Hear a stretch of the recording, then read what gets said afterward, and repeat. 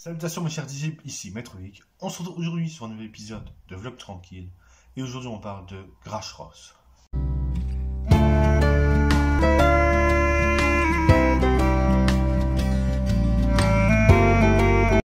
Grashross est un manga scénarisé par Kaneshiro Muneyuki et dessiné par Fujimura Akeji. C'est un manga compilé en 5 volumes. Paléolithique, 30 000 ans avant notre ère. Dada, chasseur dominant de sa tribu, attend son premier enfant, mais une légende de son clan prédit qu'un enfant né sous la lune rouge apportera avec lui la destruction. Or, la lune est rouge le soir de la naissance d'Aku, le fils de Dada. Pour protéger son enfant, le chasseur doit sacrifier une dangereuse bête des plaines.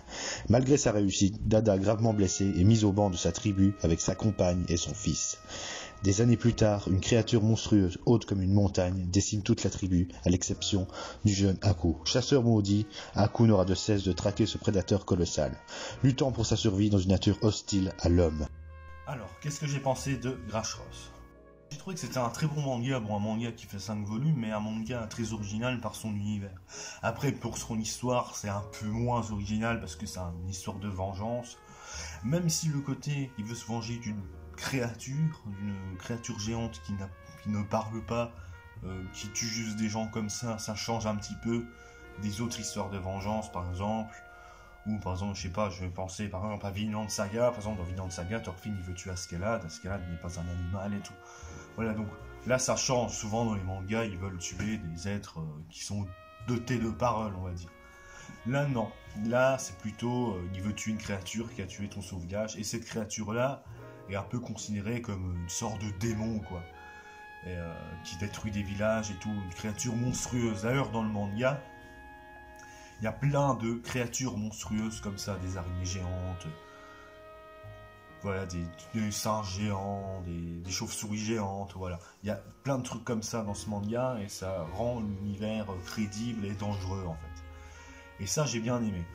Nous aussi, on veut aussi parler des tribus qu'il y a dans le manga. Par exemple, il y a des tribus ou même des personnages qui sont végétariens, par exemple, qui sont pacifistes et tout. Je sais pas si dans la préhistoire il y avait des végétariens, tout ça, il me semble que si. Je pense que l'auteur s'est documenté sur les tribus de la préhistoire et tout. On le voit quand même qu'il s'y connaît dans le domaine, et ça c'est plutôt pas mal. Il y a aussi des tribus qui sont un petit peu psychopathes, comme par exemple des tribus qui rendent leurs anciens, donc les vieux de leur tribu, en esclavage, et ça c'est assez intéressant. Parce que ça rend l'univers du manga, assez cruel, assez impitoyable. J'en parlais avant, avec les créatures géantes. Bah là c'est pareil, les humains en eux-mêmes sont aussi très cruels, on va dire. On va aussi parler du personnage principal, Aku, qu'on voit évoluer et grandir. Ça j'ai bien aimé, parce que déjà on le voit naître, considéré comme un enfant maudit, et surtout que on pourrait croire que c'est un enfant maudit parce que sa famille meurt. Il se passe plein d'autres drames dans le manga, par exemple il rend muette une fille et tout, donc lui il se dit je suis maudit, donc ce que je vais faire c'est tuer le Grash, la créature qui a tué toute sa famille, et ensuite je me laisserai tuer, voilà. Au début il dit ça, c'est un personnage assez intéressant parce qu'il se considère comme maudit, du coup c'est un personnage un petit peu blasé, quoi. Et ça j'aime bien, voilà, j'ai bien aimé le personnage.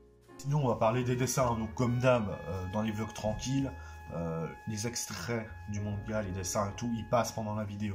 Alors les dessins sont vraiment très beaux, c'est surtout quand ils représentent les créatures, par exemple le Grash ou les autres monstres géants, il fait en sorte que les créatures foutent les jetons, et ça j'ai bien aimé, voilà. Le gigantisme des monstres et tout ça, même les combats, tout ça dans le dessin, c'est quelque chose que j'ai bien aimé, voilà. Conclusion, Grashross, est-ce que je vous le conseille? Absolument, c'est un très bon manga, bien dessiné, avec un univers original, une histoire sympathique, des personnages très attachants. Donc Grashross, allez lire le manga, et j'espère qu'un jour il y aura une adaptation animée de ce manga, mais je pense pas vu que c'est vraiment un manga très peu connu, mais on espère. Donc moi je vous dis à la prochaine pour une prochaine vidéo.